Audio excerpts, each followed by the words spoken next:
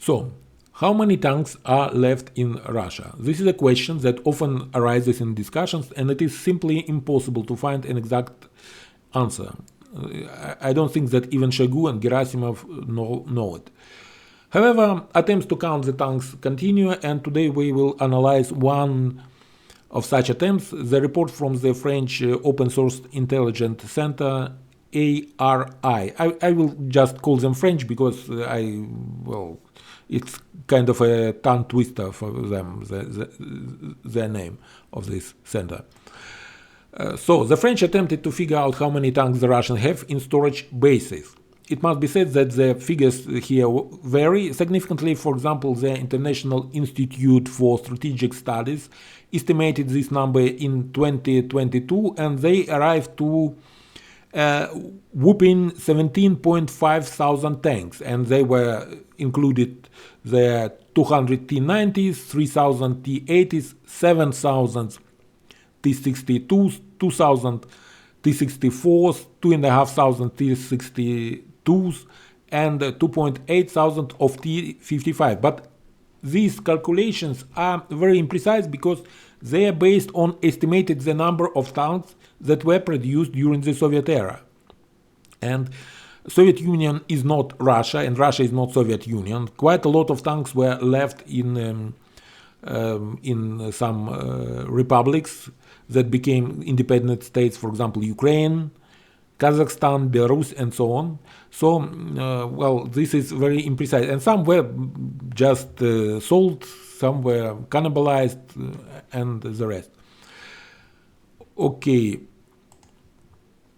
And then last year, military balance estimated, and they estimated a significantly more modest number, approximately 2,000 tanks in service and up to 5,000 in storage, they said. And its authors, they took into account only models from T-62 and above. But in reality, Russians not only have hundreds of T-54, T-55 in storage, but they also already use them on the front lines.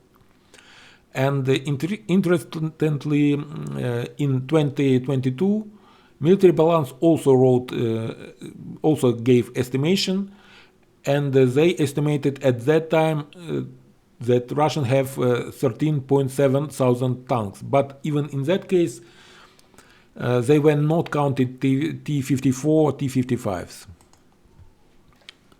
And experts from this French OSINT center, they use satellite images taken between April and September 2029 in their calculations, and then they supplemented it by information from social media. The calculations were based on 10 central storage bases out of 22 available in Russia, and on this basis, reportedly 95% of the tanks are concentrated. Also, I would like to mention that to avoid restriction of treaty on conventional forces in Europe, Russia has placed the majority of its storage and repair sites beyond the Urals, so not on European part of Russia, on Asian part of Russia, so that they were formally obeying the restrictions of Treaty on Conventional Forces in Europe. So only 4 bases are on the European part, and 24 out of 28 of these sites are not in European part of Russia. Okay, what they managed to count? They counted 5,538 tanks, and out of these tanks, they were able to identify 4,347 tanks by types. And clearly this refers to tanks that were stored in the open air. And the investigated bases also have shelters and boxes with a capacity around 2,000 vehicles. And it should be mentioned that, however, part of these facilities must be allocated for repairs, and some may be occupied not by tanks but by other vehicles. Taking all this into account, the number of tanks in storage can be estimated at a maximum of 7,000 tanks in storage, but probably closer to 6,000. Which types were successfully identified? These include, we are talking about the tanks that are in storage. 750 T-80s, 1,945 T-72s, mostly unmodernized T-72B, and even older T-72A and T-72 without any letter. Then 1,239 T-62s, 413 T-54, T-55. All in all, 5,538 on the open storage, like this. And 1,191 were not identified on the photos. The breakdown of tank types by military districts is also interesting. In Western military districts there are T-80s and T-72 tanks, Bs for example. And in central military districts there are older T-72, T-72As for example, and the remnants of T-64s. And in the eastern military districts there are a few T-80s, but the rest, the majority, are T-62s and some T-54, T-55. So the oldest are on the Far East, a little more modern, if you can say that, are in Siberia, in central military district, and the most modern are on the bases in western district. Also, they talk about Russia's tank repair capabilities.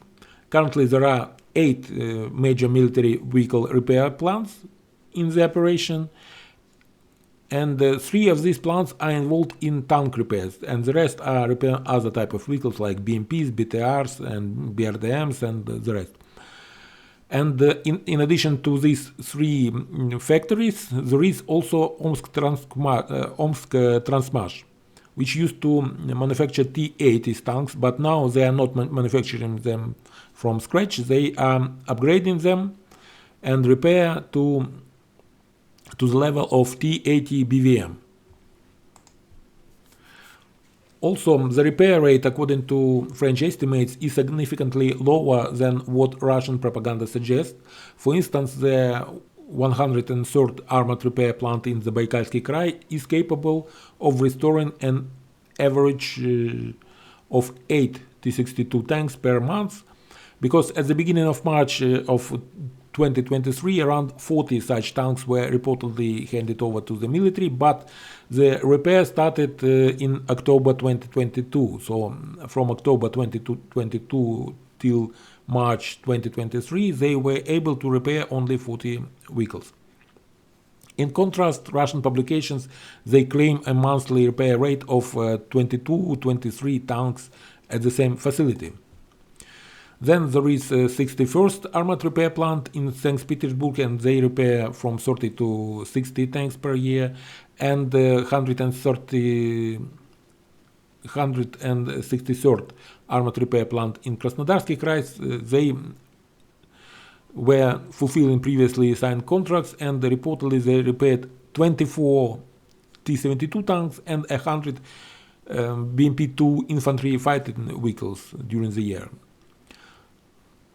Also, the situation at Omsk Transmash is illustrated by satellite photos.